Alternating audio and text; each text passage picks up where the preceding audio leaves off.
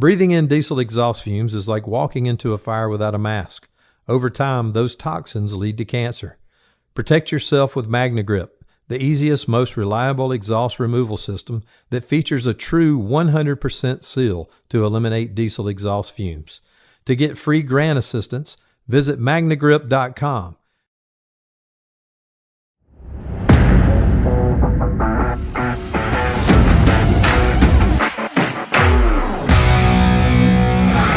And welcome to another edition of your favorite radio show. It's definitely mine, and probably one of the few shows that I listen to while I'm eating and reading magazines and doing some other things. But I know that you're completely focused on what we're doing tonight because you're a big fan of our fearless leader. Ladies and gentlemen, it's the Larry Conley radio show. And not only do you get Larry Conley, but you get the G.L.U.E crew. That's Mama Elaine and, of course, me, everybody's favorite uncle, Dave Conley. But without further ado, I'd like to introduce our fearless leader, who's going to introduce our fantastic guest tonight. Ladies and gentlemen, you know him, you love him, and he probably owes you some child support. Ladies and gentlemen, it is Deputy Chief of Training for Collinsville, Illinois, and all-around great guy, also known as a Chocolate Drop, Larry Conley. Please, man. Put those underwear back on. Thank you very much. Yeah, chocolate drop. Yeah, I haven't heard that since they was hanging out in East St. Louis. Yeah, right. So. It's a little different then. Yeah, things were a little different back then, but now I'm not going back, brother. I'm not going back. You know. Anyway, thank you. Thanks for attending another. Or tuning in, I might say, to another episode of the show.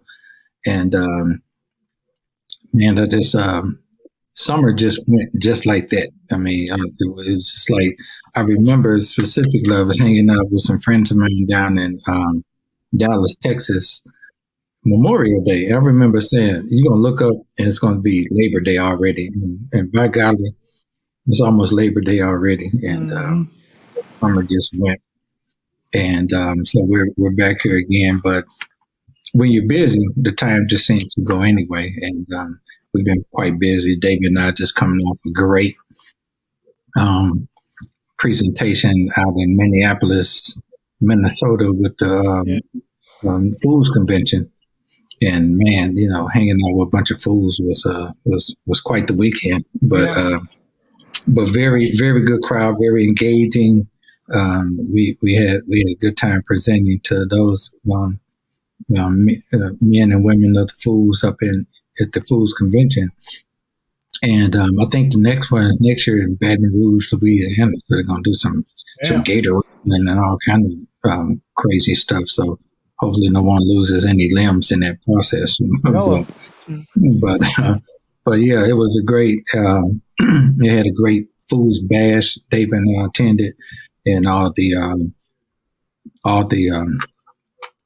different fundraisers and stuff went toward our firefighter brothers and sisters down in Hawaii with that tragic fire that's going on down there. Just totally consumed an island. So just weird. But I was glad to be part of something that's doing something selfishly for our brothers and sisters in the fire service who right now are going through it. And that's what we do.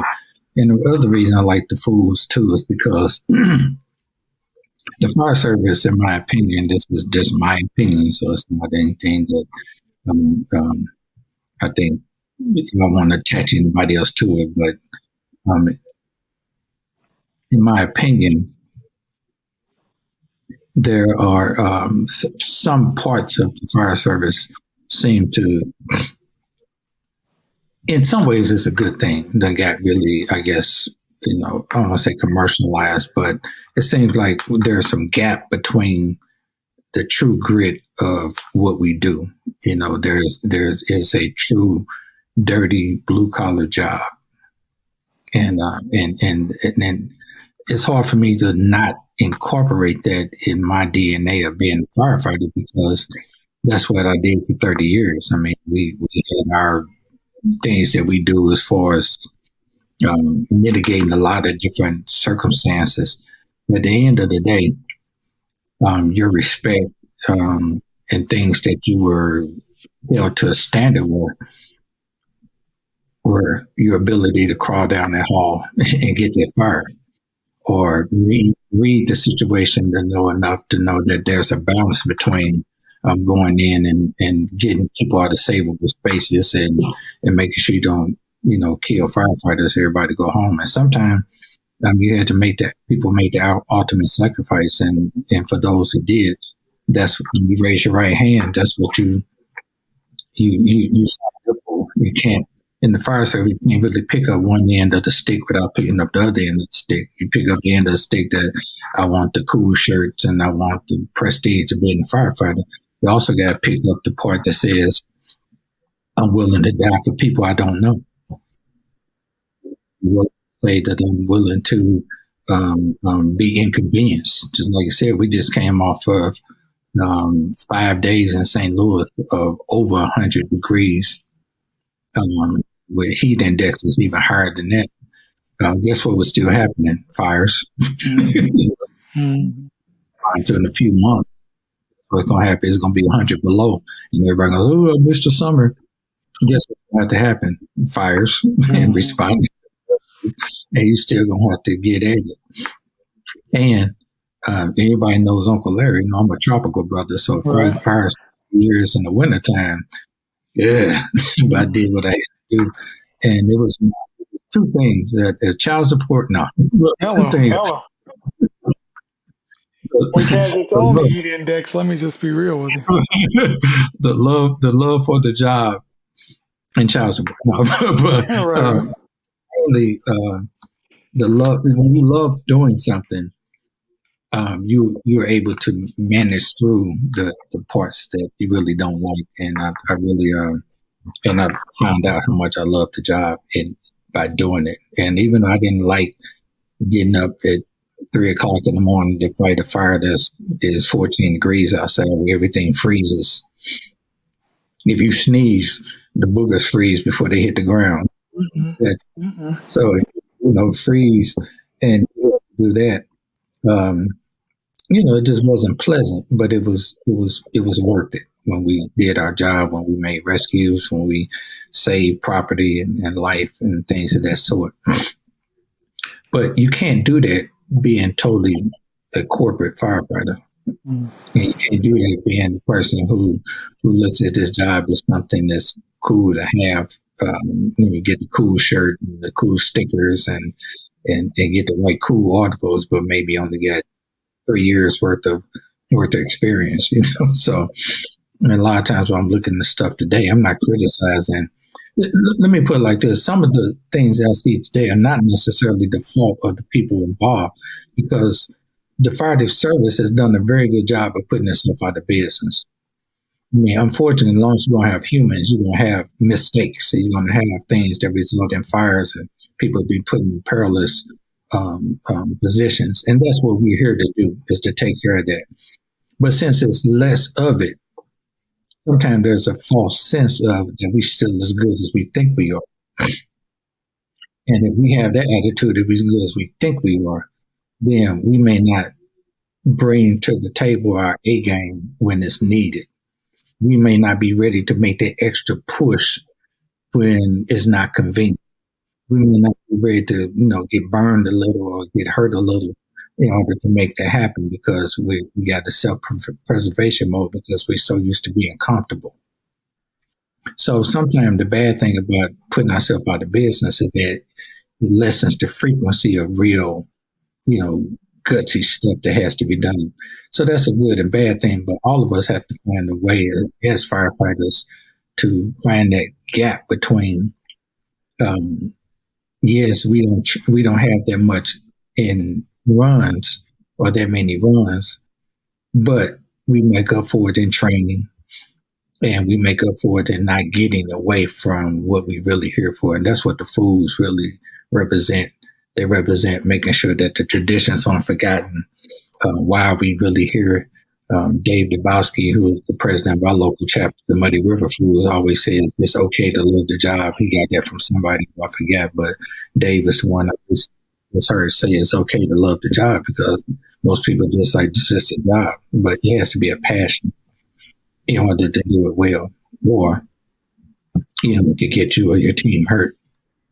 And I think that's a good segue into tonight. Two things are that like we came off of the Fools convention, which continue to remind me of how important it is to understand the essence of the job, and then how important training is, because we do have runs and less fires and less emergencies. So there are a lot of people, and I might get some tomatoes thrown at me for this, but a lot of people are going to be able to skate for a long time. And Paul Combs had a cartoon not too long ago, or a commentary discussing, like, you can hide as much as you want on the fire ground, but eventually it's going to catch up with you. You won't bring your A game. We don't want people. We want everybody, because you never know when your number's up. We never know when it's going to be your turn to shine, and the spotlight is on you, and you're going to have to reach down from experience. You're going to reach down from training, and you're going to have to reach down from just some heart to really deep down, reach down and do what it's going to take to make a difference in somebody's life.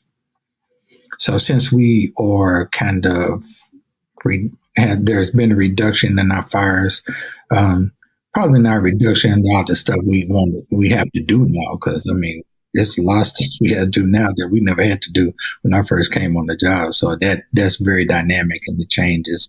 So we become an all hazards type of industry, and that's okay, But at the end of the day, that's the beginning of time. I said this before.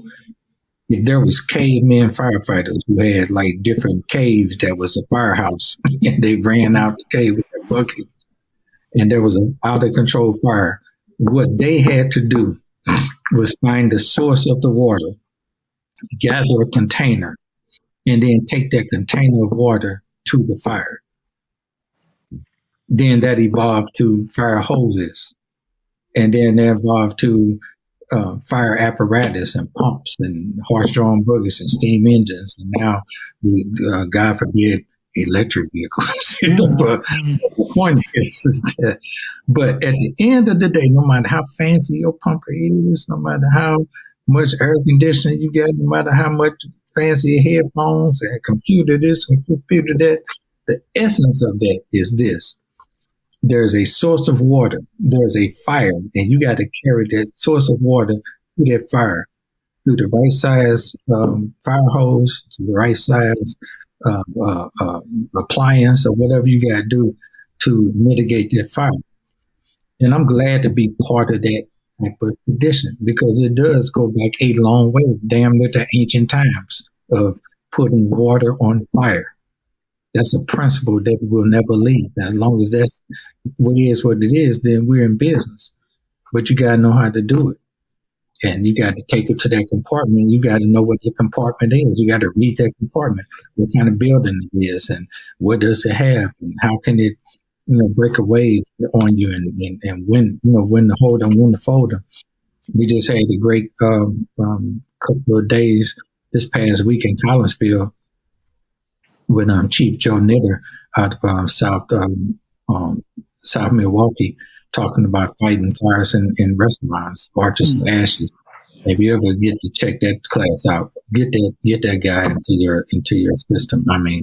He was outstanding. This might be the first time that I've seen like a whole department, like even the people were like, "Hey, we don't need all this stuff." They was like, because he's that good. So anyway, check out Joe Knitter when you can. And get him in your space to teach that class. But my point is, that's a unique compartment, that restaurant fires, and that's all you got to be going in there. Why am I saying all this? What's the whole point of this commentary? Well, it's my show now. But anyway, all this commentary is that it takes training. It takes training.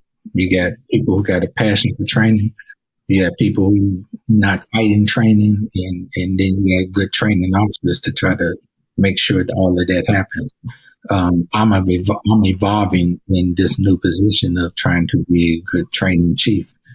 I've been training almost for as long as I've been in the fire service. I think about 6 years in, I started doing some form of teaching. I didn't know what I was doing. I was helping out with recruit classes, but then that turned into something that became a habit over the past 20-some years of teaching. But where I'm going with that is that I started seeing the value early of how training was so important. And anybody who's worth anything that you admire in sports or that you admire, Army, our armed services, all that, it all gets down to how well are they trained. Well, lately, David and I have been talking about good home training. If you got good home training at the firehouse, then you're going to be good when you hit the street. And so that good home training starts in the firehouse with a good training officer. And so we figured, like, if we're going to talk about this subject, let's bring on the good training officer. And not me, but our friend Dave McGlynn, and we're going to talk a lot about the training officer tonight. His vision on it, he's really passionate about it, and not only passionate about it, just has a lot of opinions about him. He's doing stuff about it. He's pursuing a degree. He's writing books. He's writing articles. He's traveling all over the country and teaching. We see him often in Missouri, went to fire school and FDIC, and run into him on the road. So we always have a very good we had a very good conversation at FDIC this past year where it's kind of like, hey, Larry said, hey, Dave, how you doing? And one thing led to another. Next thing you know, an hour in, we still there talking in the speaker room or whatever. So, but that's passion talking. You don't have that much to talk about unless you got some passion in the situation, and that's passion talking. So, so that's what we were able to do. So I was very happy to get him on the show. He has his own show, so it's not like he needs to go on people's show. He has his own show. So, look into it to compare, but. but yeah, Dave has his own podcast, The Training Officer. Check that out on fire radio, like this one is. And we're going to talk. David has a pretty extensive career. Been in the game for about 22 years. He was a captain at the U.S. Army War College. Of course, it might be Conley, Pennsylvania. Chief of training at the Military Academy at West Point, New York, and right now he's the interim chief in Letterkenny, Pennsylvania Fire Department. He's a published author. Like I said, he's the has a podcast, The Training Officer, and has a book, The Training Officer, that he's going to have available this fall. So I'm excited to talk to Dave for the next 5 hours that we got this show now, for the time that we got him on the show, and kind of talk about this whole the importance of training, the importance of a good training officer, and the importance of do you have what it takes? Because I think Dave feels like I feel like, as go the training officer and the training program, as goes the department that you work with. So, Dave, how's it going? It's good, Uncle Larry. Thank you for having me on. I told you in our thing, and you and I, we've had some offline conversations, so we're a lot more similar than we realized. Mm-hmm. But I laugh, like, everybody does this, and they do the cliche, oh, thank you so much, love you, brother, blah, blah, blah. I sincerely mean that, because I follow yours and your brother and your mother's show for years. You know that. I've listened in, I've dialed in, when you messaged me and asked me if I wanted to be on, I was like floored. I was like, wow, like, that's awesome. I get to be on their show. I'm pretty excited about it. So I'm good, brother. I appreciate it. I'm just excited to be here, man. Thank you. Mm-hmm. Good deal. So I know I kind of went over your pedigree a little bit, but is there anything you want to add to it, or did I say all the names right? Because I got a lot of. Oh, no, yeah. I'm not worried about my resume. Some of the stuff you were saying was some it's important. It's important for the topic of the conversation we're going to have. So I love that you have your mother on here. You said, that a lot of what we do, and how we are as people, like in this specific realm, like, like what you and I are doing together, like, like you're training, I'm training. Um, that part of it is important for your upbringing from the house, these kind of foundational things. I had the fortune to have my parents on my show, like a year and a half ago, and I was listening to the show today because I hadn't listened to it in a while, and because they're not in the best of health, so it's a lot different now. So I was just glad that I captured that, and I'm just like, in my mind, like, I'm like, it paints a picture for like who I am as an individual, and it's the same thing for you and your brother. Like these things that we go through in hardships in life and stupid decisions we make, uh, having them core values, that foundational thing back home, that helps us become the adults that we are now.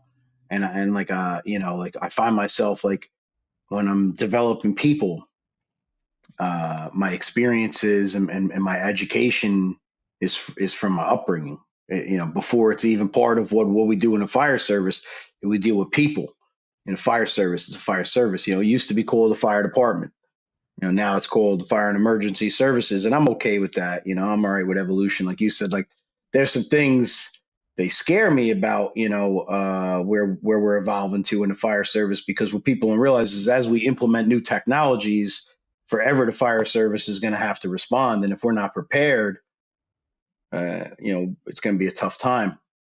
So, that'll be a separate part of it. But I wanted to just touch on that. Like, I think that you guys making this a family show, you and I, our bond, our brotherhood, our you and I being family is our connection through the fire service. You're a person that I followed through the fire service, I looked up to, and I had the fortune and the blessing of being able to connect with you.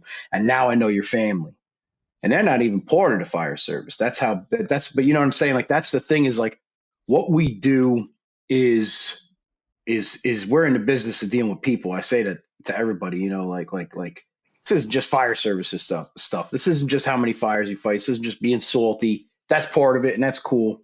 But understanding people, understanding that the humanistic piece, if you suck at being good at people, you're going to be a terrible leader. You're certainly going to be a terrible fire instructor and training officer. I can tell you that much right now, because there's so many different levels of methodologies and how people learn, and how we need to adjust to that, and how people, take tests, how they perform the craft.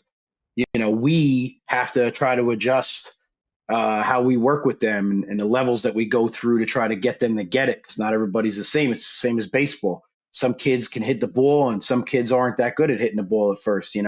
That's why the coach has to try to work with them and build their confidence and get them where they're going. And that's why I was saying, like, your show encompasses everything that I value, and that's being in the business of people, before anything else. Like, you got your family on the show, and I think that that's just so awesome, because they we all of us in fire engineering, under the fire engineering umbrella, we all now have a relationship, with your brother and with your mother, like I said, it's just, we're in the business of dealing with people. And just to finish that spiel that I'm going on, is just that. It's just like, it's an important characteristic, that a person that is going to develop others in a training officer position, they have to have that ability, is to understand people, to value people, to connect with people, to adjust to how people think and act. Because, as you know, especially more now in our country than ever before, opinions are more open than they ever were before. And we have to have that understanding of, like, we can agree to disagree, but literally mean that, not just say it. Literally mean, like, there's some commonality still, like, we still love each other for this reason, and that's where we're going to get to find our goal here. And I think that's one of the things we struggle with not just as a nation, but in the fire service, is like people, like there's trained officers out there that either shouldn't be teaching anybody anything because they suck at the job, period. Let's start there, right? Or in their mind, they're the saltiest firefighter in the department. So if somebody's not cutting it, then they're like just casting them away. Like, oh, well, you know, this person just shouldn't be doing this. Like, well, that's your job, bro. Like, you're supposed to be the one trying to show them how to do it. No, that's true. That's a good point. And I used to teach classes, whether it's recruit class or anything like that. I used to ask people why I get new people at the firehouse. What business are you in? They say, we're in the fire service. We're in the fire business. And I said, well, let me change the paradigm a bit. You're in the people business. And we just have you just have a special set of skills to help people. And if you look at it like that you're in the people business with a special set of skills to help people, I think it changes that. When it changes the paradigm. See, one reason we wrote G.L.U.E in the first place on leadership programs, because what I kept saying, I kept recognizing in teaching classes that people were dead set. Their end game was to be a great firefighter. And that's okay. But it seems like that's automatic. Like, of course you want to be a great firefighter, but they would want to be a great firefighter, but kind of really sucked at the people skills, or didn't want to open up the firehouse because, I don't want those kids running here. I'm trying to work on my boat or something like that. Or we're trying to, cook or whatever the case may be. And they didn't realize, or it wasn't understood entirely that, your love for people has to be the leading reason. And then along with what you bring to the table is my skills to help you when you're in a difficult situation. Not being a good firefighter, then, okay. I had a fire years ago where we showed up to the run and it was dark. But it was fire coming out the second floor window. And I said, ooh, that's a lot of fire. So as I'm walking up the sides of the building, I'm making my radio call. I got a 2-story break, heavy fire on the second floor, give me a first alarm. But as I'm saying that, I hear somebody screaming. And I look up, and it's a lady in the windowsill. And this fire, the smoke is pretty much licking on her pretty good. So, with anything, I don't care. People, they will. I know that's a bad jump, but I would rather jump than get, it's just a fight or flight. So she flew out the window and landed right in front of me, clack, and it was like, ugh, so I basically made sure we had, medical attention coming. But I remember we had to move her quickly without doing an assessment right there. We had to move her quickly because there was debris raining down on the spot where she landed. So we had to move her to the vacant lot. So I remember I had to, two of the guys that said, hey, tend to her until the med unit gets here. And then we started deploying the hose to put the fire out. Well, one of the guys was like, well, you don't want me to go with you to fight the fire? I'm like, people first, and then the fire. Right. Get the medical bag to make sure that she's taken care of. And once she's taken care of, to a flame. That's the problem. It was going to be a simultaneous thing. I wasn't going to dedicate all resources to her. Meanwhile, I got a fire going with maybe another person probably in there. But at the same token, I wasn't just going. So I told them we did like the post after action plan. Hey man, I know in the heat of the moment, maybe you weren't thinking correctly, but we just can't like, oh, here's a lady who jumped out the window, just tossed up the window. Like, damn, you'll be okay. I know they're broken up and all that. You'll be all right. Right. Yeah, life safety, then proper conservation. That's how that works, Right. So, well, they figured they completed the search already. She was right there. They found her. I don't think he did it maliciously. I just think he was caught up in the moment because the tunnel vision was like fight fire and people later, instead of people, and then we fight. So our special set of skills was like she just helped us rescue her by jumping out. Unfortunately, but at the same token, she needed to be tended to, So I think she lived and all that, but still, no, it just made me laugh. That's a good example that I remember when people can have the wrong priorities in place. But it starts at the firehouse, and we just got through penning the draft, and we talk about this now when we do G.L.U.E about good home training. And when you take care of business at the firehouse, just like Mom would attest to when we were at home, and she would say, "We're about to go out. We're about to go to the store, or we're about to go to a friend's house, or whatever. I expect you to act this way because that's the way I trained you guys to act. If you don't act that way, there are going to be consequences. And since we knew that, then we made sure that we don't want, to be embarrassed in public or be dealt with when we get back home. We took care of business. So people would see us and say, Elaine, your kids obviously have good home training. So I kind of parallel that to the fire service is when the training officer does what they're supposed to do, when your company officer do what they're supposed to do. And that's solid at the firehouse. By the time you get to the street, you'll see who had good home training and you didn't by their performance on the street. How you feel about that? Yes, I 100% agree with that. I think that is important. Those are things that are extremely important. But I want people to understand it's not a prerequisite. So I use words like that because we're trained officers, so it's just easier to use that kind of terminology. So Yes.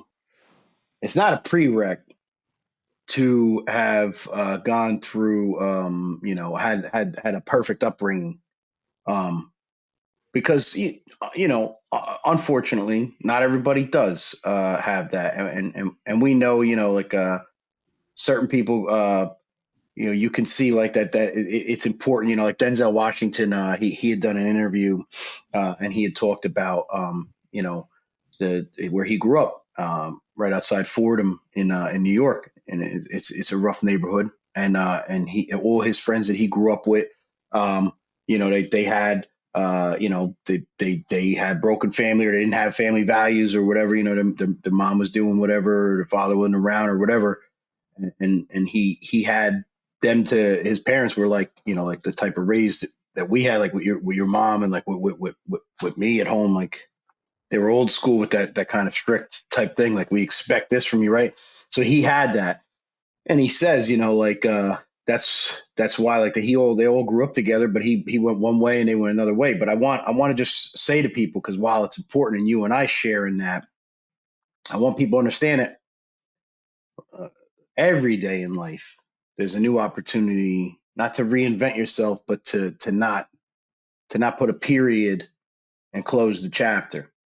Every day. I don't mean to sound corny when I say it. It's just a fact. I'm a living product of this. Every day, you are given an opportunity to do something awesome, every day, and whether you had these fundamental core values or that strict upbringing to give you some kind of foundation when you were young, whether or not you didn't. In our thing in the fire service, I feel like a lot of what I learned on how to, I don't want to say handle like condescendingly, but just in general, just handle and manage and navigate people, and become passionate about training people and developing people and trying to inspire people is also on the job. If you care about your thing, if you care about, like we're talking about the fire service, you care about the fire service, you care about being a better firefighter. Part of that is taking some self-reflection, some accountability. Nobody's perfect. I used to do some stupid stuff back in the day before I got on the job, and I'm not proud of it, but where I am proud of it is it gave me a frame of reference. So it's okay that you have something to fall back on and look back and say, like, hey, like, I don't want to do this again. I want to be here. So reinvent yourself and reprioritize, your outlook, and you can do that through things like training, like being part of the fire service, starting to understand people, starting to read more, starting to listen to things like this more. Like I said, this is a beauty thing about what like this, like a podcast like this. Like, we don't just talk about fire service stuff. We're talking about life stuff, right? So that's why I was passionate about the book, the way I wanted to put together the book. I wanted to tell my story on things that I encountered. We weren't just going to talk about lessons and methodologies and smart objectives. Yeah, we got some of that in there. It's a training officer book. It's a life book. It's about how to deal with people. When you're in that position, when you're, in this position where, you're the person responsible, you're in a position of influence, you're the person responsible for the development of your organization. And furthermore, how these people turn out as people. Because a lot of what happens is like, and you see, like just the same as growing up in a home, like Uncle Larry, I know, like we get some firemen in our firehouses that their experiences self-inflicted, their experiences and how they deal with people in the firehouse spills into their personal life. And then they're assholes, excuse my language, but then they're assholes outside of the firehouse too. So it's like, if you're able to conduct yourself in this manner where like we're kind of on a pedestal, this general public just has this view of us that we are, that we represent integrity and something of greatness, something that's special, then we got to walk that walk. And heavy weighs the crown. It's a lot of responsibility. It can be a lot of pressure, but nonetheless, like you have to embrace that responsibility. And as a training officer, you need to encourage people to understand that this is more than just dragging hose and searching hallways. That's cool. That's the cool part about it. Like you said about, a woman jumped out the second floor. Like, that's a big deal. That's like, oh shit. Like, didn't expect that to happen. And then the boys were going to go run in with you, to go fight the fire instead of attending to this woman. Cause that's where I think that we failed. I say we, because it's a shared responsibility. That's where I think that we failed is we trained people is we only trained the hard stuff. We only trained the fundamentals. We only trained dragging hose, throwing ladders, going down hallways, that we didn't put as much emphasis on all these other things that go along with it. And one of those, if not the most important, is the people aspect, how you handle situations personally, with empathy, with sympathy, with regard to other human life, but then also, how to adjust your priorities. Like you can't just get tunnel vision and get stuck on this one thing, especially an art thing. And that's important for us as training officers is we need to not just teach a lesson plan on like, here, drag a line through a hallway, but like, here's why, and here's what you should look for. And like, you know what I mean? Like, and here's what you'll go through when you go through this dark room and you can't see anything and your imagination takes over. And here's what you're going to start thinking. And, I always say like, just in my own experience, I remember one time I got turned around in a fire. We were searching a fire and I was searching. I went to the left and I was low and I got stuck under a dining room table. And I'm like a bull in a china shop. I started just throwing shit around. I'm like banging. Like I went to get up and I was under the table. So I banged the back of my helmet against this table. That scared the shit out of me and hitting chairs. And all of a sudden my imagination took over. And I'm like thinking like, oh my God, like I'm in like, I must be like in like a hoarder area. Or whatever. No, I was in the dining room. After everything was cleared out, it wasn't even as bad as what I had made myself think it was. I thought I was stuck and lost. So like that's kind of stuff that you need to be able to relate to and talk with your people about is this psychology piece of it. And we don't need to be Freud. I'm not Freud. You know what I mean? And I don't want to be. But what we do as humans, but especially in the fire service, is we need we deal with everything through psychology. We need to understand that that's an important factor that we need to be able to represent well and also pass on to our people is how to understand, how to process, how to relate. I think that we're missed the mark a lot on stuff like that. I think in the spirit of Chief Bronzini, where he was when he first started really trying to drill home the customer service aspect. I know he got pushback from that. We're firefighters. Who cares about Mrs. Smith? As long as if she's in trouble, we're going to help her. But other than that, who cares about this customer service stuff? But I think that was one of the pivotal points in changing that paradigm of like, we are in the people business. And when you're in the people business, We have to think that way in order to be effective. When you're at the firehouse, that people business, and I think that's another thing to evolve even more on that foundation that was kind of made more popular by Chief Bernstein, is take care of business at home with your people. Because if David and I say all the time in our class, if you can't care, empathize, and love the people that you know that you work with, how can we trust you on the people you don't know on the calls? It's not like when we show up, they at roll call, they tell you, okay, all these 12 people are going to have problems today. So be ready to handle that. You don't know what you're going to. That used to be the thing that I used to love about, that I learned to fall in love with after I got on the job. Most people have a very, very predictable, it's kind of like almost like my job now. It's like being administration.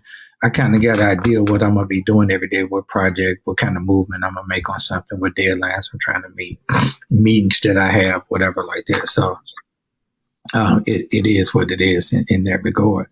However, one thing about being at the firehouse when I was, a company officer or just a firefighter, period, you don't know what your next call is going to be.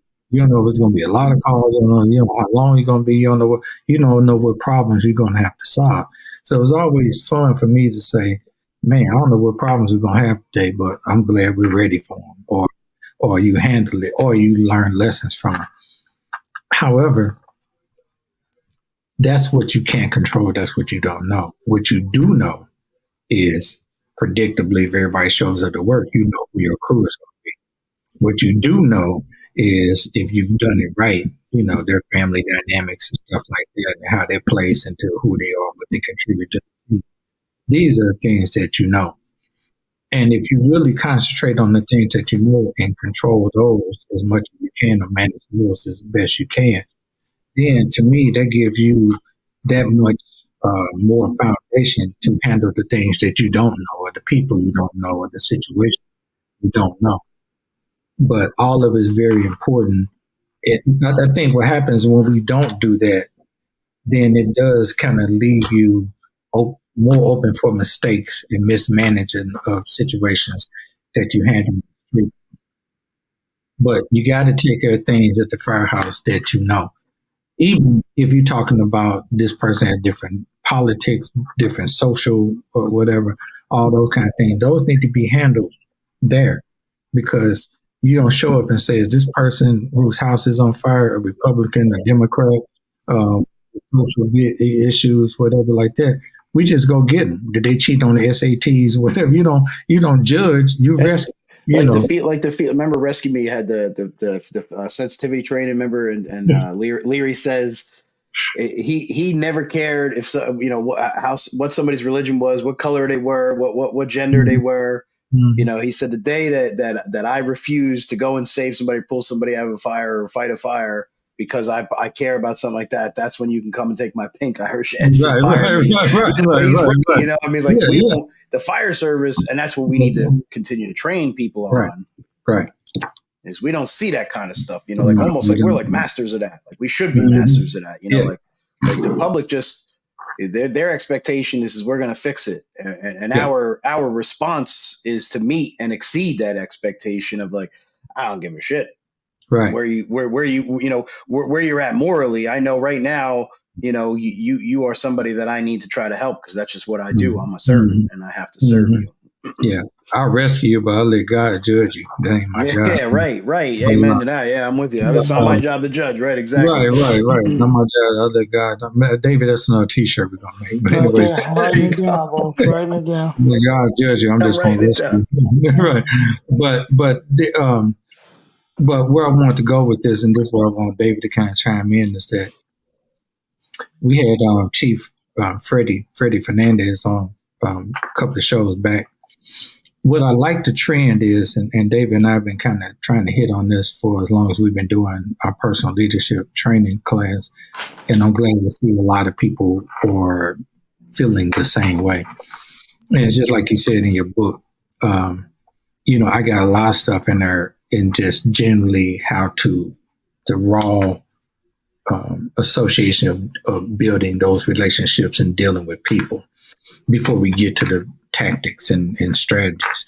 In Chief Freddie's book, and he actually mentions us in his book too, Dave. But anyway, in Chief Freddie's book, he talks about the first five. Well, David, the first 5 or 6 chapters are just about resource information, building your character, building the characters of those, influencing the character of those around you, and things that sort. I mean, that was the first 5 chapters, even before we got to okay, here's the clinical stuff that you need to do. Mm-hmm. I'm glad more people are recognizing that. And you seem to be doing the same thing in the same vein in your book, and because David and I believe that if that's not a primary focus of your foundation, everything else is not going to be as effective as you may think it is in just being a firefighter. Right. David Conley, they're kind of. I think when we start talking about passions and people having a passion, like a lot of people think they would have a passion for a job like the fire service because they have a passion, for extinguishing fire alone, or something like that. But your whole thing is about customer service and about, the people and about being effective for the people who would call 911 on their worst day and expect you to come and be the best.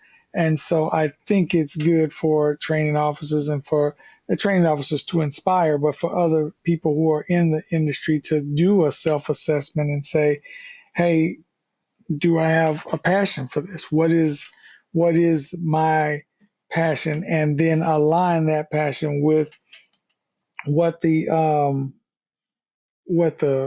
mandate would be, if you will, or what the call, of the people would be for you in that job, which is to mitigate any sort of emergency that they have, and that's not just a loss of property and I'm good, but we're talking medical. We're talking make me feel like somebody who really cares and who's competent and is passionate about it showed up to handle the situation, not just somebody who's removed. Fire service professionals are an integral part of the community. And I think a lot of times we have a disconnect between who we are, meaning what we have a passion for, and what it is we do, meaning how we deploy the training and the tactics we've learned to facilitate the who we are, if that makes sense. And I think a lot of times because we may have, trained on how to, take this hose into the building or how to work this new technology or whatever. In a lot of industries, and the fire service is not just, this is not just for them, but in a lot of industries, we lose sight of the connection piece in lieu of the new technology or the tactics or whatever, and then wonder why we get, sort of an ineffective result because we've lost that. And where that starts in the experience of helping with going around training and talking with folks and things like that is in the engine house on those teams where you are uh, interdependent, what I mean, working with each other on that level. If there is not that connection when it should be that easy, I'm saying you are really, really connected to these people more than you are the random person who calls you and says, hey, I'm having this emergency.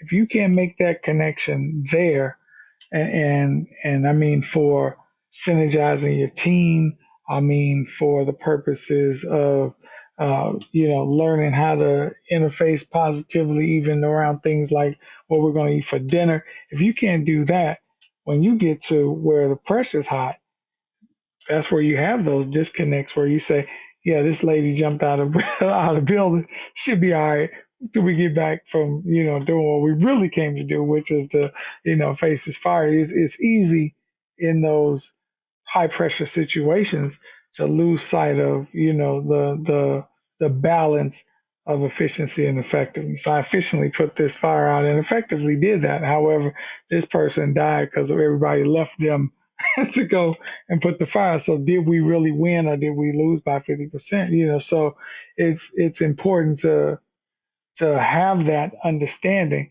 but we got to do what a lot of people don't want to do, and that is that sort of introspection, that sort of ability to look inside and determine whether or not we have that passion, and if we do, then align it properly with the mission. That job falls on the individual, but it falls on the training chief and the training department, I think, to help people to figure that out and to figure out, and not to slight anybody, but to figure out if maybe this is even the vocation for you, because if you get into it so you can, maybe get a staple check and whatever. I'm saying working is a noble thing, but you also ought to ask yourself about what your calling really is. And so if you're in here putting out fires, but your calling is actually cooking, maybe you should go and do that, and you would serve the world better by doing that, as opposed to, taking the spot in space from somebody who would really have a passion for this or whatever. And so you see that a lot too, as the people will be in the fire service for years and years and years, and they either never had it or they lost that passion or got misaligned with it years and years ago. But they think that they are firefighters because they show up for work every day, as opposed to it really being something that beats inside of you, And so I think that what you guys are talking about is about finding that, getting that sort of communion with other firefighters who are that way, developing that, honing that, iron sharpening iron with other fire service professionals who feel that too, and then you taking that best out to the community, as opposed to somebody who's just kind of getting by because they've missed out. But let me say this now, stop. The fire service, God bless people who have such a serious job, but customer service is gone even from like fast food. I was about to name a place, but then they'll sue us. And let me just be honest, if we don't have enough money for the laugh track, we don't have enough money for a lawsuit.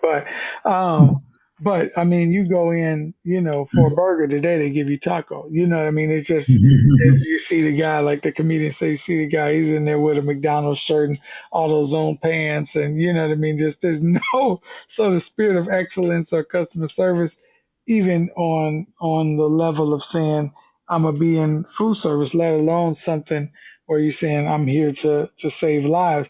And that's a dangerous thing where everybody gets to just do enough to get by, where mediocrity wins the day.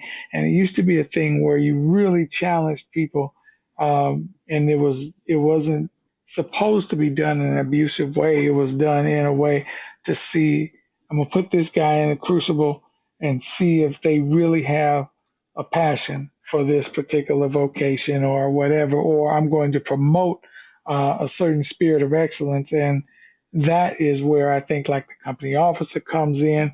Is your team the best it can be? Are you proud to say, this is my team, these are my folks, my professionals, guys and gals going out here to make this happen? I know they are the best, and I know they're the best because that's the spirit we have. Or am I just letting everything, go with a real laissez-faire attitude towards it, and we'll hope for the best when we get to these emergency situations? As a citizen who would be the one calling, that scares the crap out of me, that those types of people are basically in something like that. I don't want them in police or fire, and so. You said something that triggered a thought while you were talking about why customer service is important. We might be one of the few people left that customer service is not formed off of contract. Number one, like you said, you walk in some of these places, fast food or the dollar store or something like that, and people just are not as customer service friendly as they used to be. It's almost like you getting on their nerves for ordering a hamburger or wanting or something out the dollar store, you interrupted them because you're asking them to check you out to do your job. But another thing, what made me think about it is some of these big retail stores, discount stores, are now having you check out your own stuff. Yeah. I mean, Yeah. they didn't get rid of the friendly customer service cashier to say, how was your day? How's it going? Paper, plastic, or whatever. And you got to pack your own stuff. I started going to break room at Walmart and say, hey, where the cookies at? Because I'm tired of scanning my own stuff and punching in numbers. Can you imagine we pulled up at the engine and just said, okay, here, figure it out? That's where I was going with that. Oh, my bad. I didn't mean to hijack it from you, Uncle Larry. I was just getting ready to say that you took the words. You saw I'm sorry. We pull up. Nah, you good. We pull up with the fire truck and say, okay, the hose is right there. The pipe hose is there. Go handle your business. And we'll be here to take the fire truck back to the firehouse. Right. Well, look, don't even drive the fire truck there. Just let them scan a QR code to get into the come in like a rental car. You rent a fire truck. We're all laughing. Let me tell you something. 30 years from now, that's somebody's going to invent something like that. Yeah. My house is on fire. Yeah, well, go to this unmanned. It might just have one firefighter just because you need a human to man the systems and stuff. Right. What do you need, ma'am? Well, my house is on fire. We need a fire. Okay, well. There's an app. Did you download the app? Yeah. Okay. We'll scan the code on the fire truck, and then you can have it. And you gotta leave a deposit. If you bring it back scratched up, you're gonna have a problem. So God forbid. No. I hope I'm dead, and more dead by the time something like that happens. So what I'm saying now, for the present day, we can't have the attitude of the worker, disgruntled worker at some of these retail places, or we can't have the attitude of like, hey, go serve yourself. Because I didn't see this coming. I mean, I saw it happening when I was a kid, when my grandmother used to drive us to she stopped at the gas station. She pulled up. She ran out the little hose out. It took me a minute to realize the little hose thing on the thing was the bell. So she pulls up, ding, ding, and then the attendant comes out.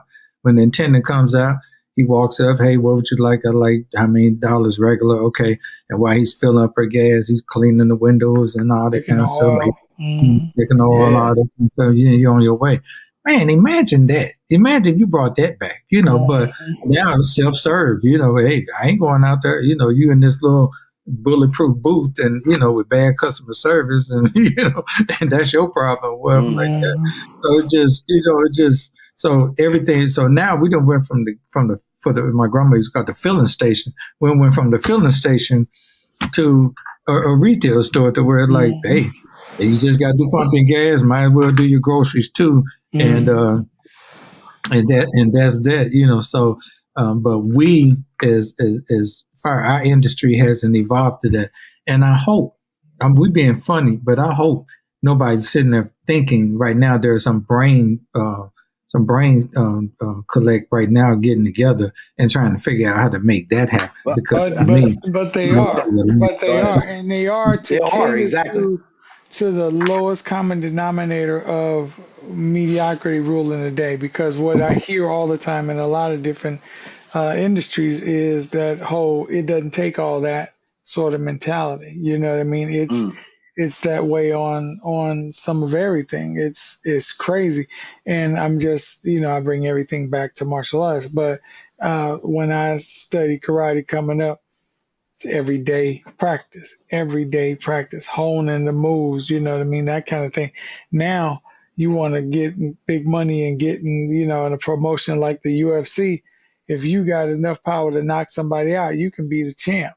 Like, you don't who trains, you know what I mean? It's just, you just get in there and do it and wish for the best. So I'm saying, but that plus the technology is just making it where everything is so hands off and so, I don't know, not excellence centered or whatever. Is like, you're not even trying to be.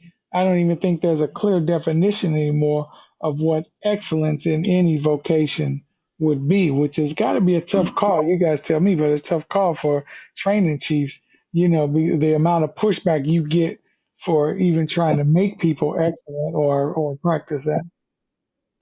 It's important that we pass on those values. Let people evolve the things that need to be evolved. Obviously, the beauty of what we do, our thing, is we've mastered evolution. I always say that, like everybody gets mad about change, and in the firehouse, Uncle Larry, this, like people joke, like what a fireman, two things firemen always say, like they hate the way it is and they hate change, but the reality is we have embraced it, because the fact is that we never stopped doing what we're doing. Like our our key objective, our what is it, core value or whatever in the fire service is to protect the lives and properties of our communities. We never stop.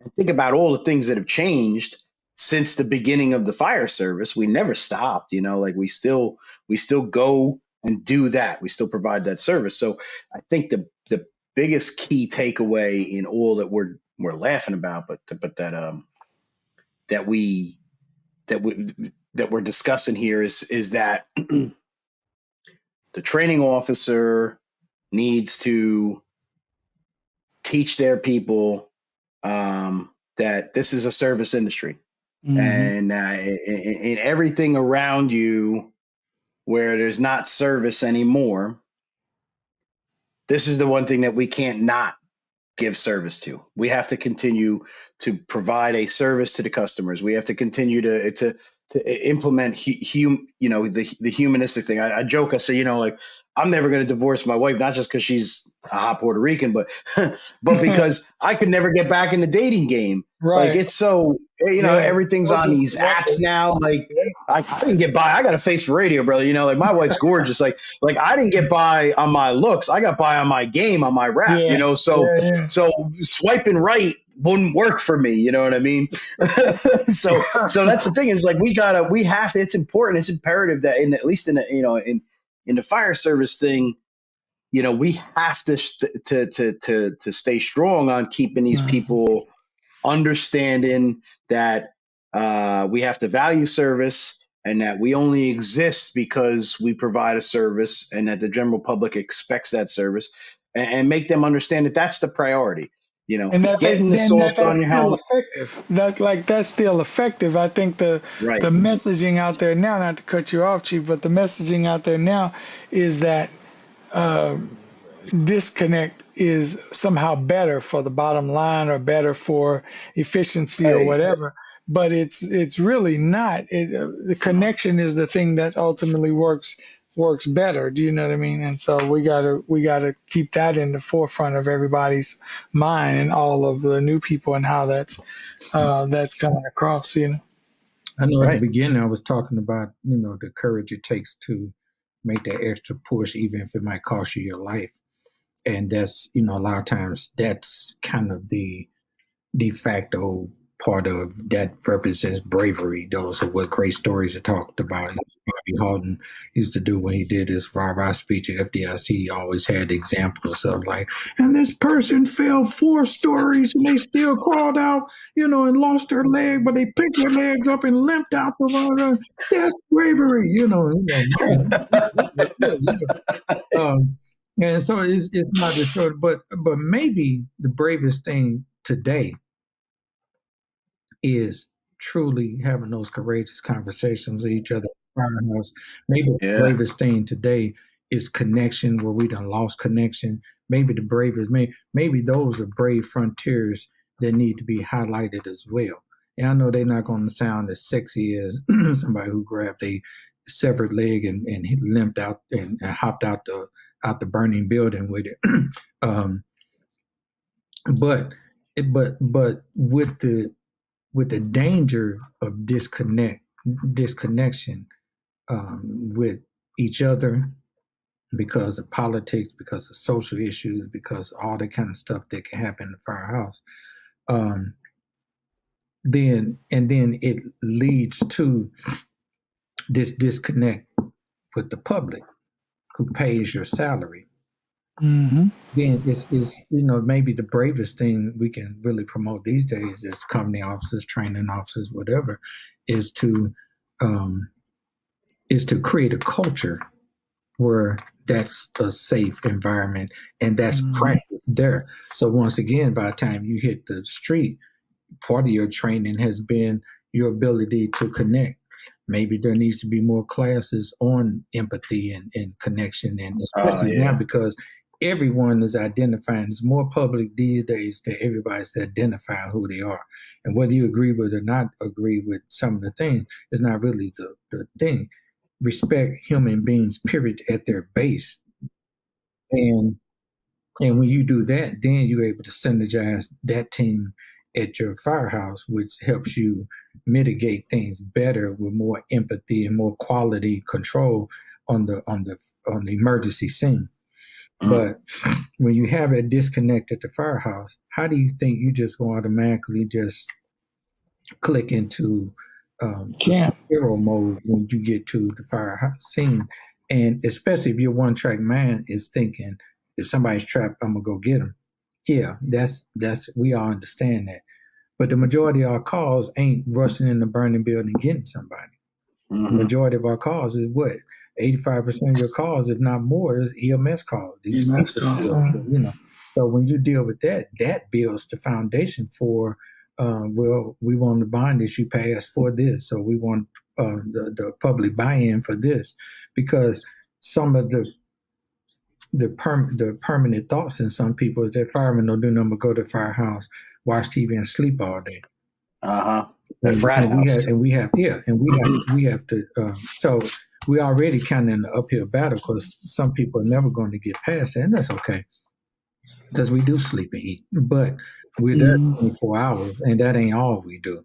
And one of the things Right. that the PIO in St. Louis did, Gary Mosby, when he became the PIO, the fire chief charged him with highlighting everything that we do. That's why the department was on live rescue. That's why on his Facebook page and social media outlets, he's just highlighting different things that we do that were not highlighted before. The only thing that we Right. highlight is sit down in front of the firehouse or not countering the all y'all do is sleep all day thing. So that was another way to connect with the public, to have more of a holistic image of the fire service. Um, Well, wait, right quick before you get off that yeah, point, I sure. think what we're also saying and talking about is habits. Yeah, And you're going to develop a habit. Think about people and we got to realize. You're going to develop a habit one way or the other. If you do nothing, you're developing a habit, actively developing a habit of laziness Mm-hmm. and Complacency. lack, complacency. Thank you, Chief. And if you go the other way, then you start developing a habit of excellence, of good muscle memory, and that kind of thing. So if you want to get some good muscle memory around connecting, around customer service, around excellence, then you need to be practicing that, and you definitely need to be practicing it at the engine house and when you're not at the emergency. So when you do, that habit kicks in because when you get under pressure, how you end up performing is what your habit is. If you ever wanted to know what your habit is, chances are that pressure brings out exactly what your default or habit is. And so if you end up performing in a way that's anti customer service, that's what you've been practicing. There's no way Right. that you've been actively practicing customer service as a habit and then get out in the public and start kicking kids and cussing old ladies out and whatever you with that uniform on. There's no way, you know. and No, you're right. And it also yeah, hurts our image, like you were saying, Uncle Larry, like marketing our image. If you're that type of person, when you're out in public, that's the perception the public now has of the fire. That's why I say to everybody, I'm like, yo, when you're wearing the shirt and you roll up with the fire truck, that is a billboard Oh my that God. how you acted the general public doesn't say, Dave McGlynn Mm-hmm. was acting this way. It's the Letterkenny Fire Department Mm-hmm. acts this way.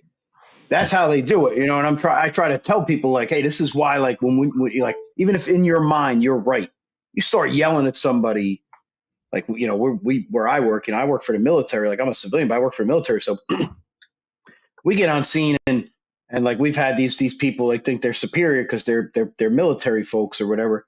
The fire alarm be going off in the building and they'll silence the alarm or reset the alarm before we get there. So this is an education piece. Don't go over there and start screaming at these people because guess what? They're the bean counter. Mm-hmm. So when I need something later, they're going to be like, yeah, I remember your fire inspector was yelling at me about resetting the alarm. So I ain't buying you new gear. I'm like, oh shit, like I need that, So now I'm with you. Yeah, no, that's we say that too. You took the words out of our mouth. We say the same thing. You always ride around with that billboard, and you need to represent. So, but that also says that this is bigger than you, right? And when it's bigger than you, then you need to act accordingly. But it's hard it's hard to accept and submit to what's bigger than you when you don't have good common practice of your own personal leadership in that and what that your contribution looks like to that whole thing. It's out there, always get my check or whatever, and you got to realize that you are a very integral part of what that organization is all about. Dave, so some of the I know we've been talking a long time about the customer service aspect and all that kind of stuff. And then I know there are some people who are going to listen and say, okay, well, they talk. And I'm glad we did because it's important, foundational. Yeah. But for those who say, okay, I'm a fast forward past all this mushy get along with people stuff and get to the brass tacks of a good training officer and some of the things, some foundational things you're passionate about as far as the brass tacks of being a training officer. What would be that conversation? How would that look?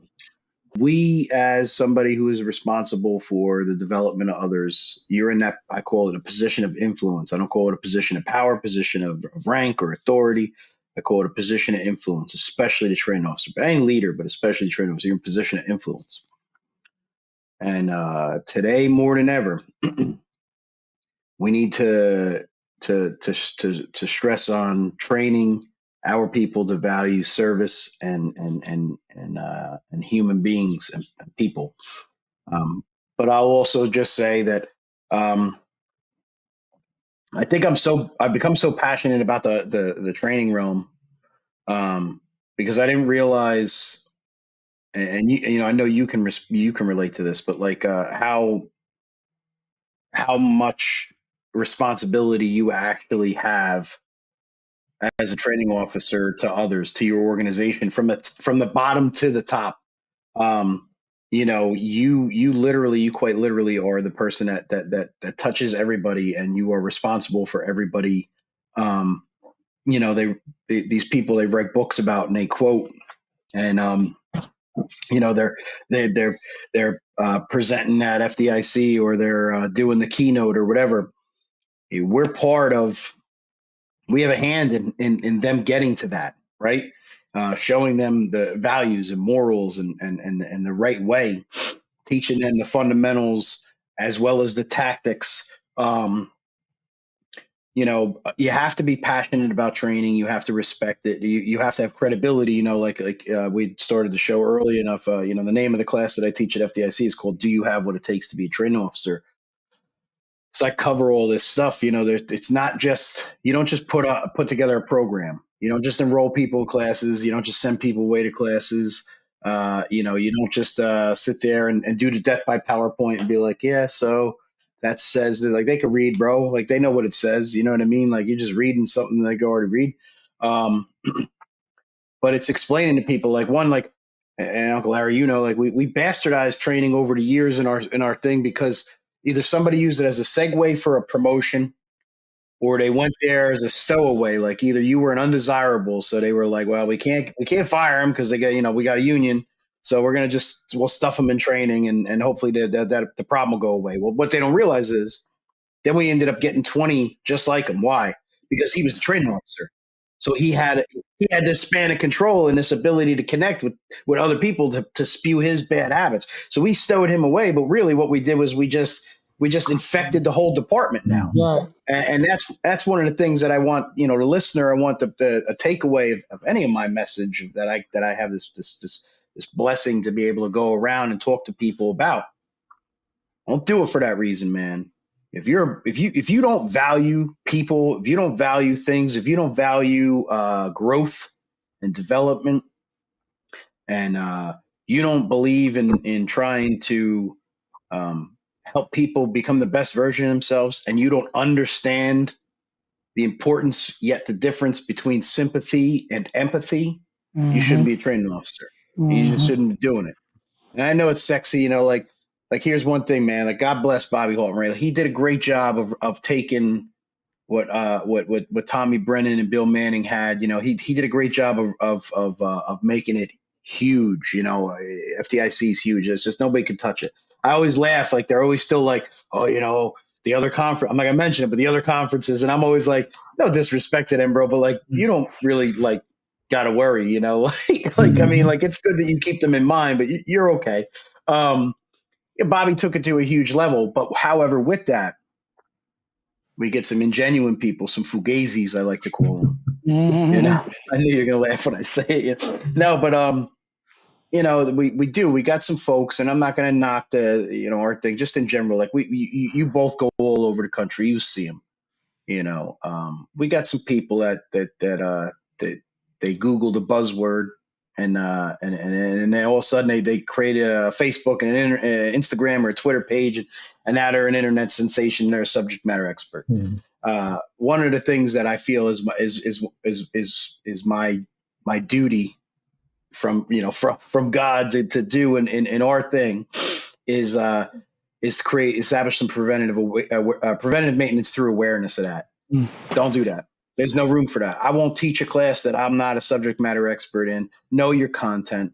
Be passionate about your content. And the reason why you're passionate about it is because you know your content. You know why you feel the way you do about it, and you want to try to inspire others to see how you see it, and let them then make the best decision based off the information you gave them. But don't take training for the wrong reason. Don't just become an instructor or a public speaker or a training officer as a segue to either get promoted or for notoriety to gain fame. Right. That ain't. We're bastardizing. We're bastardizing the fire service when we do that. You got a person that's seeking it for fame, and they get on the public sector on a big stage like we've had the opportunity to do. Let's say they get a room, they got 150 people. I say span of control, 5 to 7 people. So 150 people just went back to their firehouses, and they just passed on shit content to 5 or 7 people. You're ruining the fire service when you don't know what you're talking about. So that's my biggest thing is, you don't have to be an SME in everything, but you need to believe in what you're driving at with people, and that starts with, if at all, the end result is just trying to make people understand and value that we're in the business of dealing with people. This is a service industry, and we need to understand and respect human beings, and then we adjust to how we conversate with them. That right there is the pavement for us to drive to getting the tactics and all the other stuff that comes along with our thing. That's where it starts, and we need to value that stuff. That's the important stuff. Speaking of, I was talking about Gary Mosby earlier, the public information officer in St. Louis. And we tease him because we call him Hollywood. I mean, he got the hair, he got the whole, he got the whole look. He's Hollywood, all right. And so when he made captain, the only job he's ever had as a fire captain is being the PIO. And I mean, we all grew up in the same firehouse, in the Engine House 8, but Garen, when he became the PIO, we were right in the middle of having a big bump in the heads with the mayor, and the mayor was trying to promote this whole thing. Like, the reason we need to go after their pension is because they're taking advantage of you, the citizens, by getting fat with these fat pensions and all that. So he did a hatchet job on us as far as that concerned. The fire chief, when he promoted Garen, said, as the PIO, we want your mission is to change the image and of the fire service in the public eye, so we need to counter what the mayor and the politicians who agree with the mayor said. Right. So that was Garen's job. But Garen loves the camera. and he got the voice. He's practiced. He's Toastmasters. He's done the whole thing. And what I'm laughing about is he's passionate about it. I'm not laughing, but I'm just saying it supports kind of what you're saying. And the reason I'm saying it is because a lot of people, previous PIOs, that was either we ain't got nothing for you to do, so we're going to put you there. It was a punishment or whatever. And every PIO said, how long do I have to do it, Chief? And like, yeah, maybe a year. Okay. So they didn't really lean into it. They didn't invest in it. They showed up at fires. They made their appearance on the news describing it. Then they were done. Garen leaned into it. It became his passion. And we always tease because I'll be having a conversation with Garen. Like, hey, man, how you doing? Hey, what's up, Uncle Larry? What's up, man? We shooting it up, doing Northside bro talk, what's up? Then somebody turns the camera on and we're like, hi there. Transformation is it's just like there's something that goes up like hi,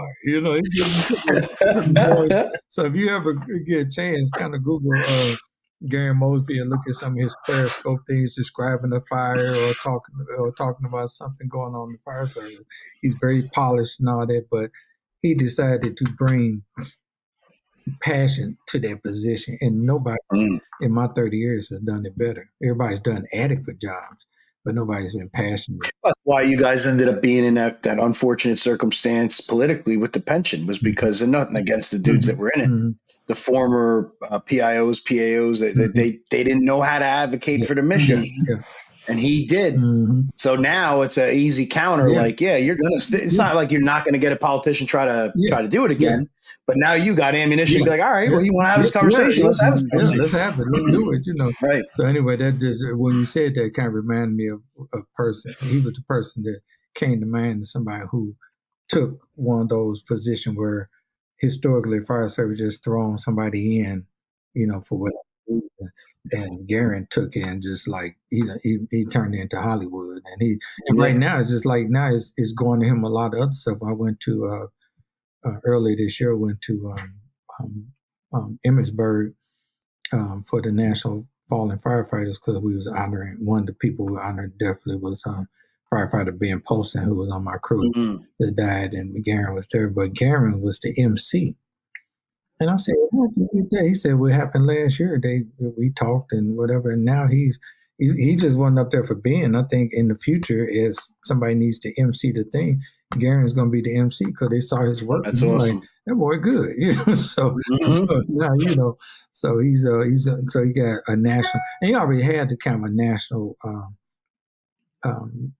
identity anyway, because when we did live rescue.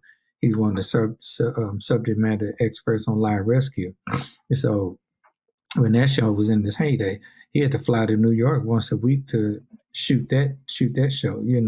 It all came from him being very good locally in the St. Louis Firemen. So a lot of times when you are passionate, you end up in a lot of blessed positions. And David and I attest to that. We've been passionate about this personal leadership. And I was like everybody else sitting in the audience one day at FDIC watching the keynote speaker. And it was kind of playing in my head, like, it'd be nice to get up there and really share our message with a lot of people. And we just believed in it. And then one day, the next thing you know, like, we're doing what? But that's based on the passion and the commitment of what we do. And and then another thought came to mind when we were talking about, as a training officer, you don't have to be a subject matter expert in everything. Matter of fact, I think it shows more strength when you're humble enough to bring in people who are. And it's just like with the restaurant fire we just had with Joe Knitter. Yeah, I know, in general, I know fighting a fast food restaurant fire, if everybody's out of there, then what's the point of going in? Because just like one guy had a conversation with Bobby Houghton years ago, and he's having this conversation with a builder about the restaurant. And he was like, when he was a battalion chief in Albuquerque. The guy was like, "You're getting on my nerves with these questions. If you go in and put the fire out, that's good.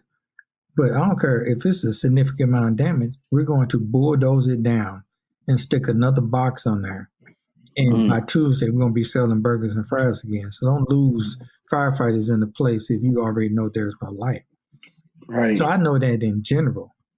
And it's important to me. And it would be important to me as a company officer and definitely as a training officer. But I'm not passionate about it. You know who's passionate about it? Joe Knitter. He's, I mean, this is how dedicated. He drove down from Milwaukee, taught the class, then drove back to Milwaukee. And in Milwaukee from here is like 6 hour drive or whatever. So that's how much he wanted to come do it. He's recommended by my good friend Forrest Reeder, and we all talked, and me and Joe was figuring out how we don't know each other because a lot of our same circle of friends are the same people. Joe was just hey, here's my terms. Hey, I ain't got to fly, nothing like that. I just drive down and drive back and whatever. But the class was so, it was very informational. But the thing that people took away the most was the passion, Mm-hmm. And people resonate with it because they feel it. Mm-hmm. They feel the message. Yeah. Yes, most definitely. So that's why I like your message about, as the training officer, don't just do it as a filler of checking boxes. Get to know people. Get to know the people in your department. Identify. One thing that's on my to-do list of things as a training chief is to identify those who also have a passion in training and things like that within our ranks. And then do some succession planning, because I spent 30 years in St. Louis. I'm not spending 30 years in Collinsville. Just, right. I won't have no teeth to nothing. Be responding from the nursing home. So I'm not spending 30 years there. So I have to be thinking about succession planning. So I'm there to lay the groundwork for how that should look. But then I'm looking for someone to come in and move it further ahead, and hopefully somebody within the ranks, because they already know the system and they can prepare it for future generations. So I got to think of it in that regard too. By identifying those people who are passionate about it. I'm passionate about training. And then now to be able to segue to a training chief was a blessing for me, because I've always been passionate about it, outside of even working in St. Louis, because I enjoy the basics of showing up to work and handling what we had to do at Truck 13.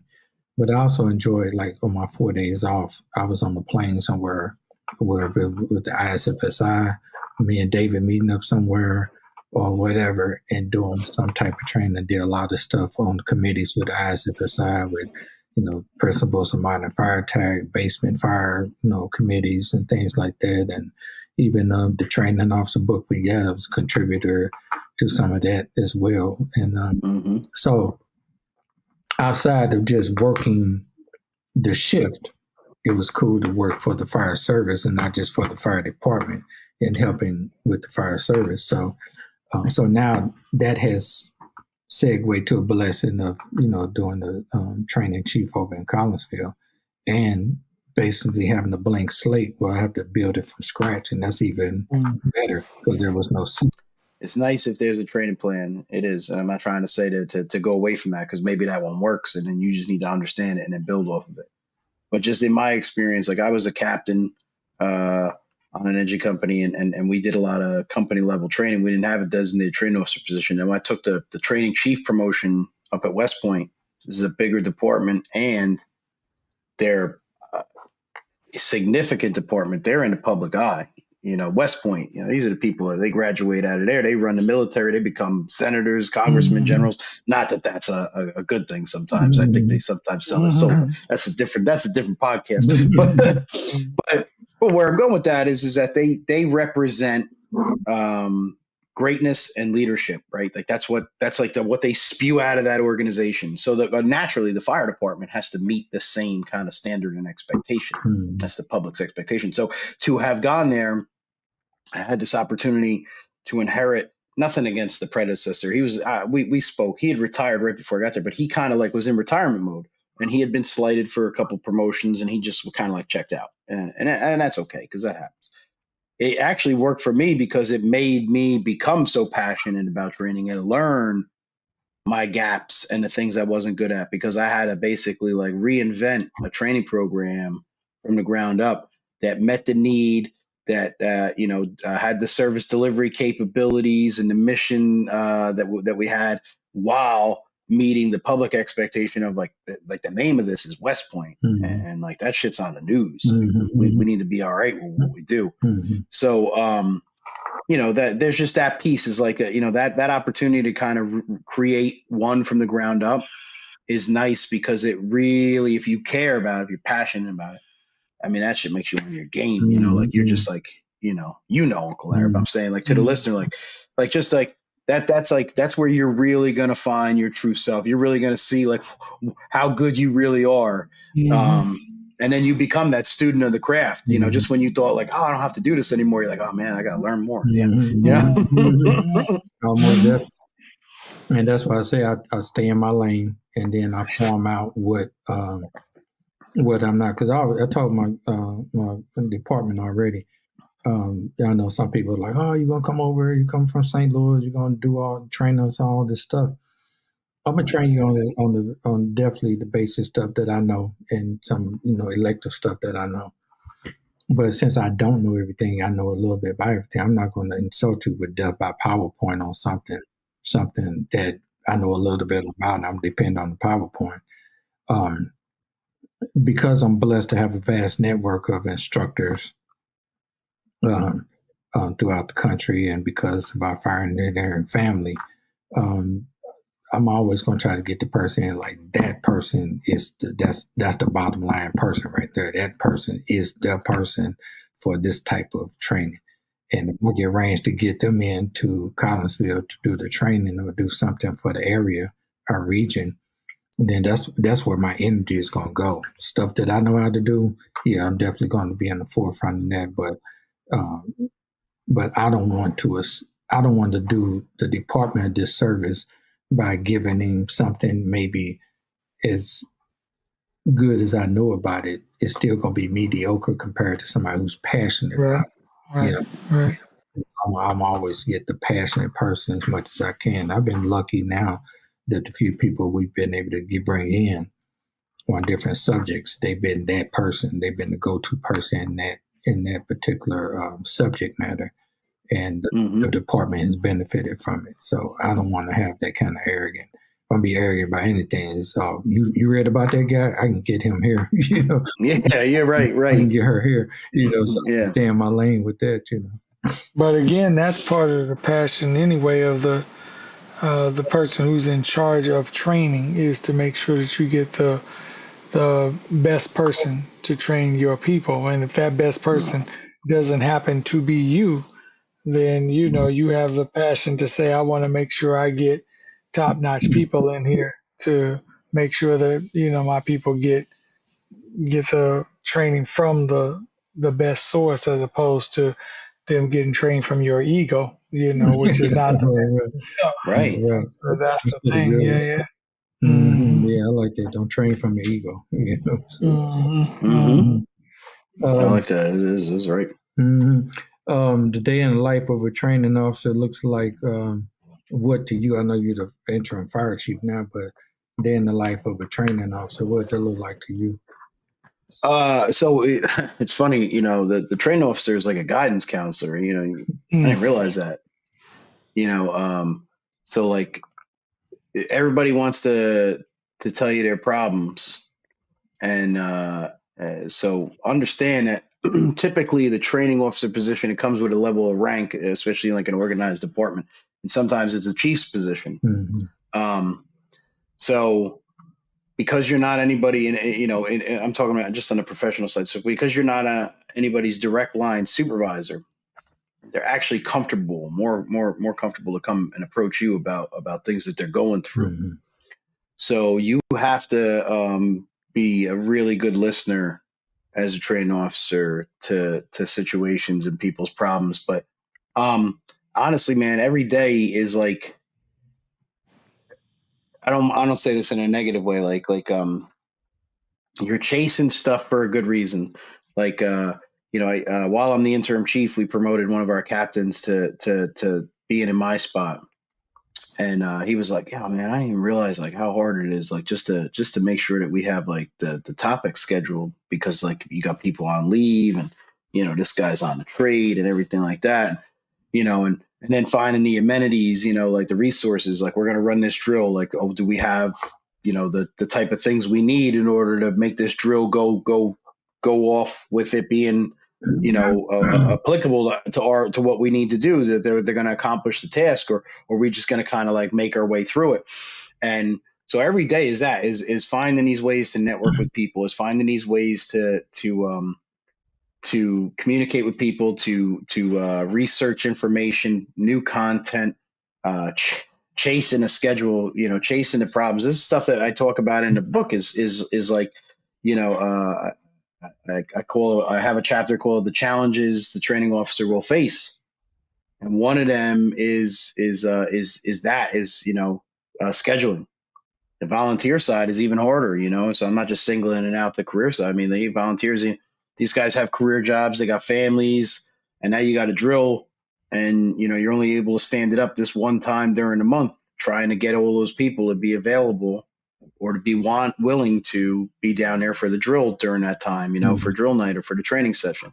And this is a lot of stuff that the training officer finds, and you find yourself, like I said, not in a negative sense, chasing problems. You end up finding a way to make it happen. You end up finding a way to readjust. I tell people you got to have something in the chamber. You had a drill plan for 6 months, right? And then it was going to be a pretty substantial drill. It was going to take a couple hours dedicated time and instruction, and the guys running through the motions. And we just had a working fire that morning. It was a pretty heavy call. We were there all day. Maybe we're not going to do the drill that afternoon now. You know what I mean? Like, give the guys a break. So you got to readjust and find out how you can schedule that later. This is a day in the life. I mean, this is every day, corresponding with emails, researching content, trying to find, like you said, subject matter experts, trying to find money in the budget to bring people to come and present a topic or something to your class. You have EMTs or paramedics, making sure and ensuring that the curriculum meets the standards so that they can get their continuing education credits. And you're just like, it's overwhelming. People don't realize, like there's a lot more to it than just a guy that kind of sits around, does nothing.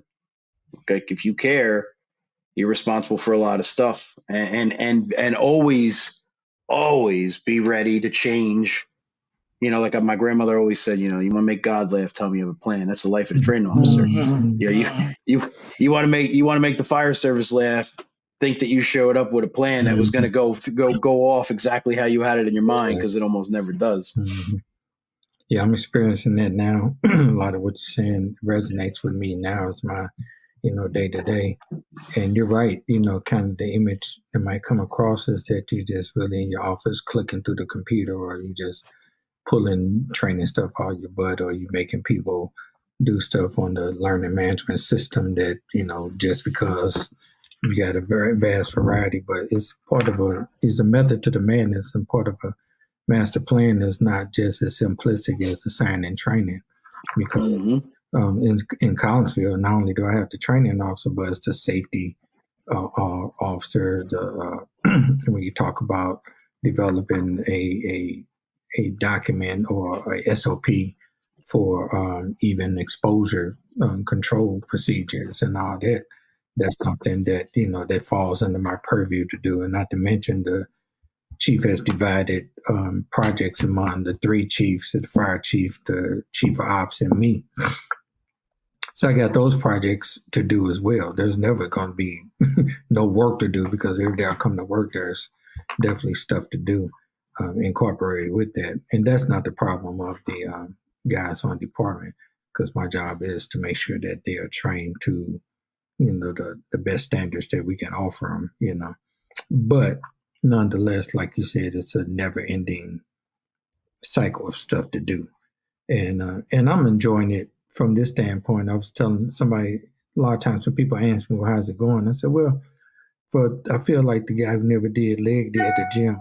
For 30 years, I was, lifting weights in the streets, creating fires and doing whatever. This is all street administration. But I never had deal limited administrative duties from the company officer standpoint, and I could always finish most of that before my 24 hours was up. When you got an office job, that's never ending. Administrative looks like the skinny legs at the gym. I do have skinny legs anyway. I look like the skinny Why legs. the analogy is so I'm spot saying. on. So now I have to, I got administration making me do the leg press, and right, and all kinds of stuff, and like you, I'm going. Just started. I got it after I started getting ready to start my master's program and do that, so it could just help add to it. So that's good. As we wrap things up, I just want to tell you once again, thanks for agreeing to be on the show and kind of talking training. It probably definitely won't be the last time because we both have a passion for what we do, and there's always more conversation. I know we had longer conversation than this in the speaker room up at FDIC, so that could have been a podcast. Right, that should have been. We should have recorded that. About some good stuff. It might be a little more raw. It might be like a rated R podcast because we got. I was gonna say we might have to do that one without the fire engineering blanket over it. We were sharing some real stories. Right. But that's what passion is all about. Sometimes it's not properly scripted, so to speak, because it is what it is. But but anyway, I see you got your class this year, so we got our class, and David has a pre-conference, and I got the hour. Oh, nice, man! That's awesome. Congrats. So we're all going to be there again at the big that's huge. Reunion, and then I think we have the live from FDIC like we did last year, and they did a really good job of upgrading it. Talked to David Rhodes about that and how they made the booth. The booth, yeah, with you can see people walk past and stuff. And I said that you had something going on. So when we met for the board meeting thing, that was brought up, and I chimed in right on that. I said, listen, like I've been, because nothing against Tammy, but like you remember like how Live from FDIC used to be, like so for it to be on that, right. So for it to be on that, I was like, this is a real production. Like this was awesome. I thought it was so cool. It was a great way to bring a lot of attention to that segment of so it was a good deal. So it's evolving. I'm looking forward to more innovative leadership things from Dave Rhodes, and I thought he did a great job last year of stating that he's going to he's going to build on what Bobby built, but he's not Bobby, and he took ownership for who he is. And he said, I was sitting next to you. He said, I'm staying here in my shoes. Yeah. I like that. Man, I got all heads up. I was like, do it. Yeah, that's what's up. It was good to see him really take charge of being the skipper. So that's good stuff. So, and even this new format with the podcast is new, based on he wanted more dynamic and all that, and so it really makes me look good when I look at the playback. I said, boy, that looks good. You, not me. You missed it before. I was telling you, brother, I can't even get in the dating game, man. I got a face for radio. So I don't like the new podcast format. I'd rather just be out of it. No, but it is more personable. So I think people visually seeing talk adds more to it. So it's a good thing. It makes it real. It looks like because you're looking at the person while you're talking. It makes it easier to have a conversation. You put a face with the voice, you know what I mean? Right. So to wrap it up, I guess we go David, Mama Elaine, and we'll start out with our guests. Kind of wrap it up. I thought that's the David you meant. This is so confusing. Any parting? It's so confusing. Any parting thoughts with Mac? The great name. There you go. We'll go to DC, and then Mama E, and then LC. So I'll make it quick. I listened to so real quick. So for people that are on the show, the beauty of the new format is nice. You can watch the video. You got the 2 hours to watch the video. That's great because it's worth it. I'm not saying it because I'm on. I'm saying because we cover a lot of great stuff that we talk about at the kitchen table and that we talk about at both kitchen tables at home. Because my wife and I have these conversations. She's in the firehouse, you know what I mean? And then at the firehouse. But then also if you're listening to it, because the fire engineering still does the streaming thing on like iTunes or whatever and all that. If you paused or whatever, you got to this point. The wrap up is just that there was a lot of great stuff. So I want to just say the cliche, but I do. You and I, we're cool. And Dave, I've had the blessing, for your brother to get to know you. So I'm cool with both of you, and I've been following the show. And for me, stuff like this is surreal. So like, I'm a fan of what you do. So to be as a guest is like, this stuff is still processing for me. I love people that give the right message in our thing.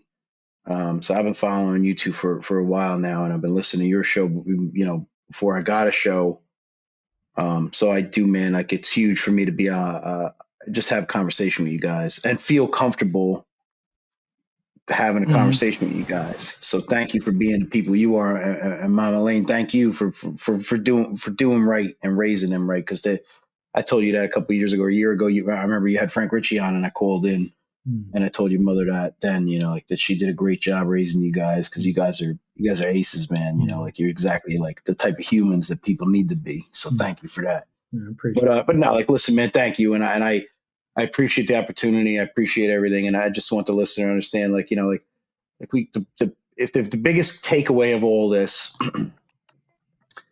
is understand humanality, understand human beings, understand compassion, understand sympathy, empathy. And if you're aspiring to do training, do it for the right reason. Don't be afraid to be resourceful and ask somebody else that's passionate about something that's truly a subject matter expert if it ain't in your wheelhouse. But if you're going to deliver content, make sure that you know it and that you're passionate about it. People resonate with that. Yep. Thank you. Absolutely. Yeah, I've been forced to go around the country with this jacket. Wait, we're still live. I'm sorry. I've been blessed to go around the country with my brother. That's what I meant to say. Let me read this teleprompter. And meet a lot of great people.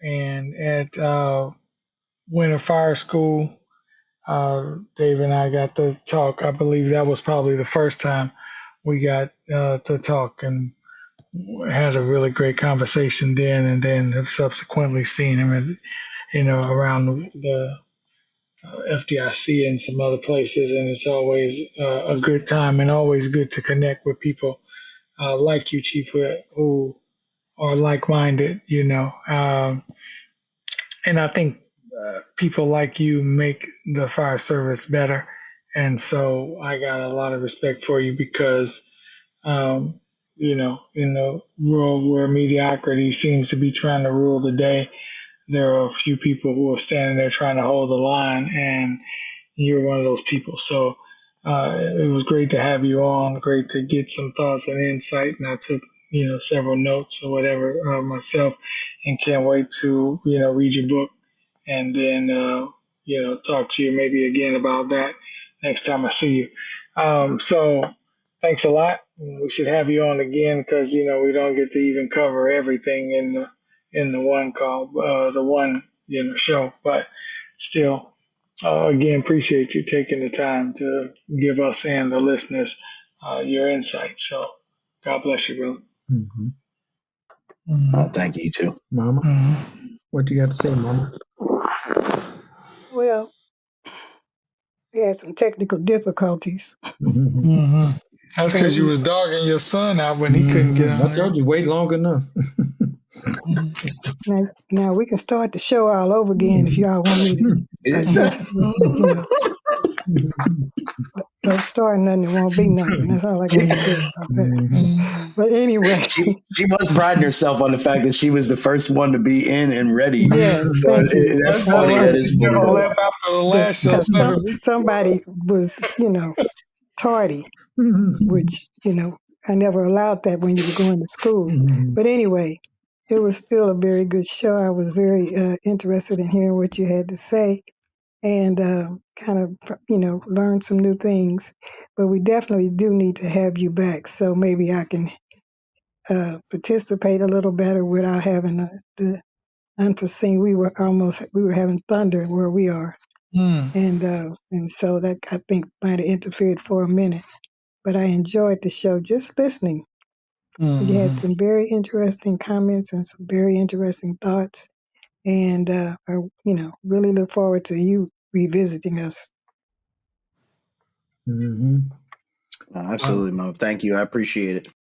Thanks for coming on the show, and thanks for the continuity of tapping into what I think a lot of great leaders are doing lately, is identifying where some of this might be getting off the rails, and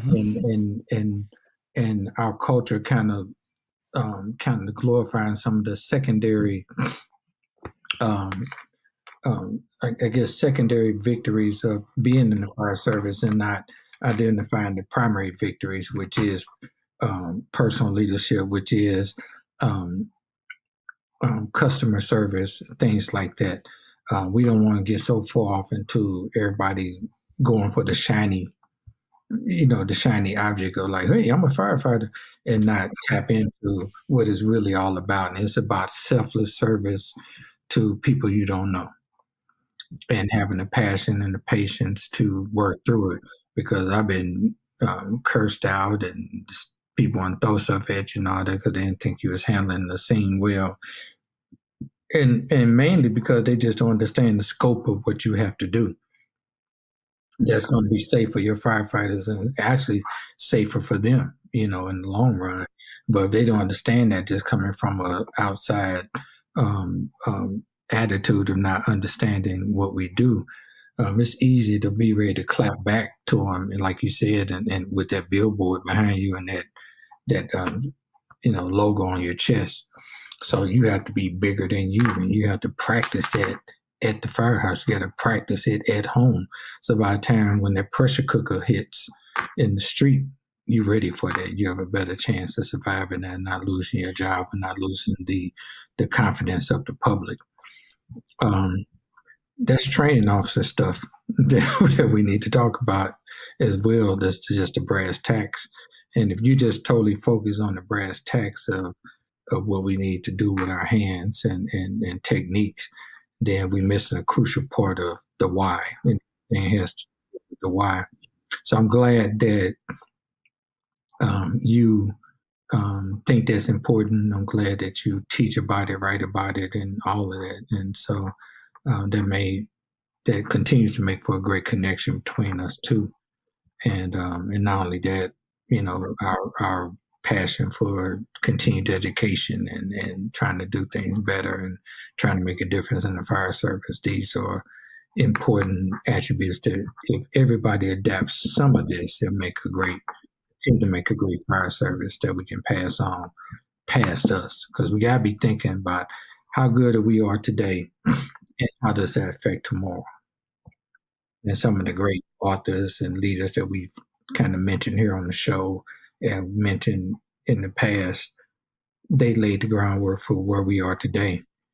We have to not totally buy into like it don't take all that or whatever, and also factor in that even though things have evolved, there's some principles that should never stop. And so the fire service has always been in the people business. But as much technology, as much, it's just like I'm going to say this right quick. At the firehouse, they really encourage that culture of everybody eating together and stuff like that. Because right now we're building firehouses where everybody got their own room. We're building firehouses where everybody just go somewhere with their phone or their iPad or their computer, and everybody scatters. When I first came on the job, everybody stayed basically in the kitchen with the newspaper and the TV and all that, and we got to know each other a lot better. But in the bunk hall, sometimes we call it the phone call because you know how everybody, that must be Dave farting again because I know how that's his signature fart, you know, while everybody was sleeping and stuff. But even though that might seem gross, it was a way to bring us together, you know, because now Right. intimate stuff, you ain't gonna get there working in corporate America because you know you might get rolled up for that. Where in the firehouse, you know, but if everybody got their own room and own this and my space and all that kind of stuff, to me that helps with that disconnect that we talked about. So find ways where we're building the culture of everybody needs their own space, their own room, and their own place of the world, and their own personal support, this and all that. As a company officer, as a training officer, try to find ways to continue to form that bond. So when our bond is strong at the firehouse with who we know, then we can be ready to go head out and solve problems for people we don't know. Right. And to me, at the end of the day, that's what it's all about. We ourselves, our team, and our readiness for the community. And it all starts with good home training at the firehouse, training officers, company officers, and hopefully a fire chief that thinks that, you know, the same kind of customer service mentality as Chief Bernasini historically did.